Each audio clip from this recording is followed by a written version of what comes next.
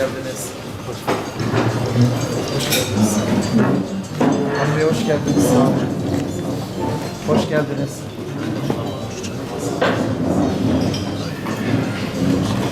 Hamdi hoş geldiniz.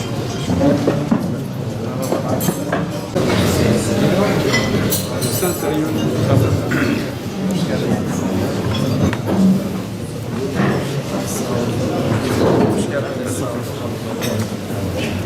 Hoş geldiniz.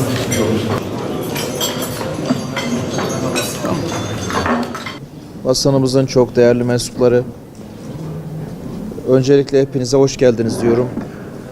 Bu güzel günde bu birlikteliğimizi sağladığınız için ve davetimizi kırmayarak davetimize icabet ettiğiniz için sizlere çok teşekkür ediyorum.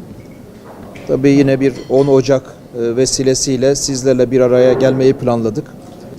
Medyanın sürekli bazı mecralarca yıpratıldığı bir dönemde sizlerin gerçek basın mensupları olarak görevinizi azimle devam ettiriyor olmanız bizim için de çok büyük anlam ifade ediyor. Bizler her zaman sizin yanınızda olmaya gayret ediyoruz ve edeceğiz inşallah. Elimizden gelen gerek kişisel olabilir, gerek kurumumuzun imkanları dahilinde sizlerle beraber her zaman bu mesleğin ayakta kalması için sizler gibi gerçekten işine önem veren, objektif ve basının olması gerektiği gibi hareket eden ve gerçek basın mensupları olarak sizlerin yanında durmamız aslında bizim de boynumuzun bir borcu.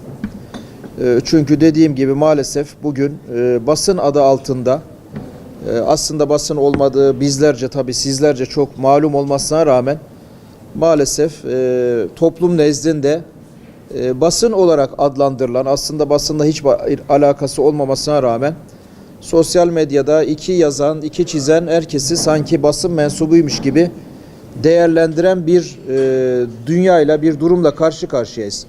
Tabii böyle olunca sizin gibi gerçekten bu işe emek veren gerçek emekçiler, gerçek basın mensupları eminim ki zorluk yaşıyorlar. Bu sizin için de aslında bir handikap. Ama bizler bunu tersine çevirmek adına elimizden gelen bütün gayreti gösterip onun için sizlerin yanında durmamız gerektiğine inanıyoruz. Bu konuda arkadaşlarımızla beraber elimizden gelen bütün gayreti göstereceğiz. Tabii ki eksikler olabilir, hatalar olabilir.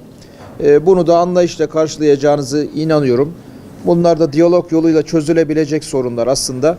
Her zaman kapımızın açık olduğunu, sizlere başta olmak üzere tabii bütün halkımız için geçerli ama başta sizler olmak üzere kapımızın her zaman açık olduğunu bilmenizi sizden rica ediyorum.